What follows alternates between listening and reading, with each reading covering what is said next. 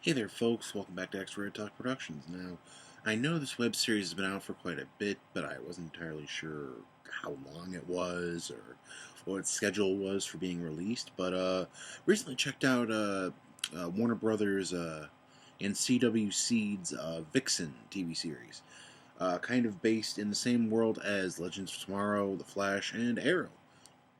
I like this little short. It was only about 30 minutes, which it feels more like a slightly extended version of those cool short films that they used to do before Catwoman came around and, well, fucked everything up for any other character that wasn't a mainstay in the DC universe, in short form, animation form.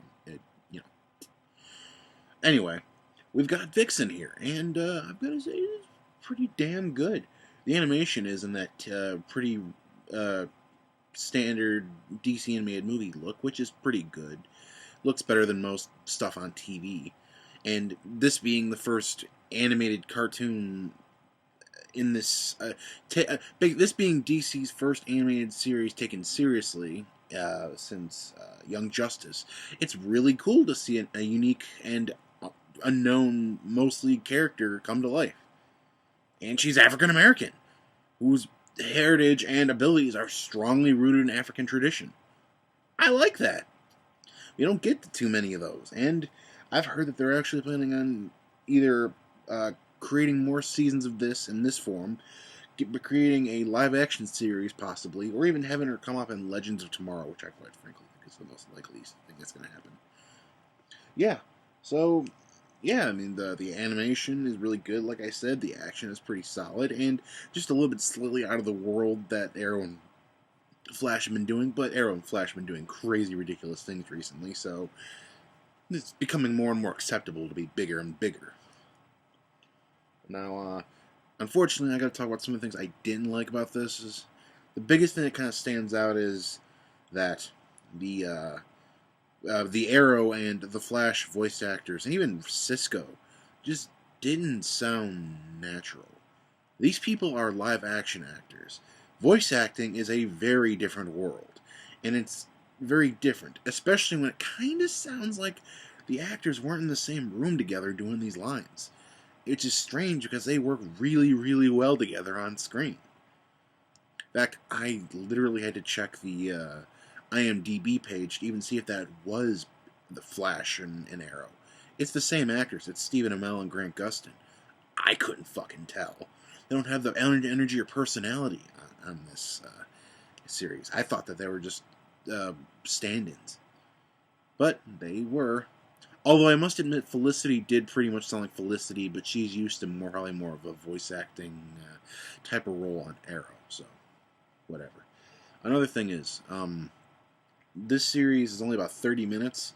The show kind of opens up with a fight scene, and then about 10, 15 minutes in, we see like a slightly extended version of that same fight scene, but they're really like the same moments of like, here's an example, like Flash and Arrow, the Vixen seems to disappear, and Arrow shoots a building for seemingly no reason, and she's just right there. Well, imagine seeing that like this in this whole huge awesome fight scene, with seeing it again, but like now instead of just shooting the building like he did in the first time, it's like, oh, where did she go?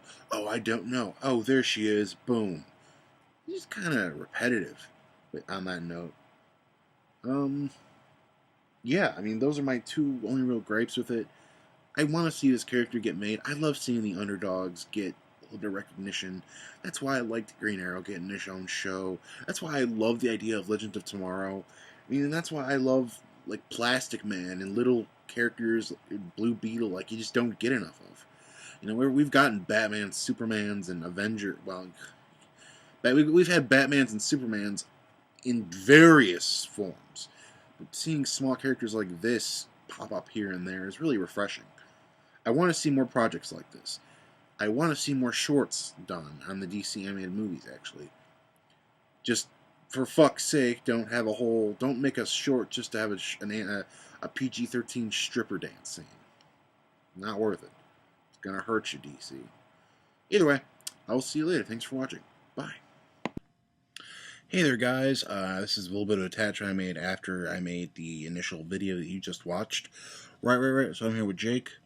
And, yeah, so since that last video, we've actually gotten a picture of Vixen and coming up in Arrow and maybe getting our own live action series, whatever.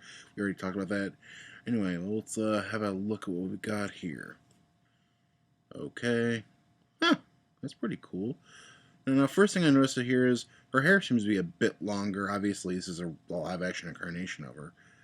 We've also got the costume itself looks a little bit different. We've kind of got these stripes on her arms and legs, and probably on her back. We've got these kind of snake-like glove things. And here's what I'm guessing, an idea, sort of what her powers are going to look like in this series. You know, we kind of got a visualization of that in the animated series, but now we're going to kind of see it a little bit more with live action. Yeah, so that's all. I just wanted to give you an update. Thanks.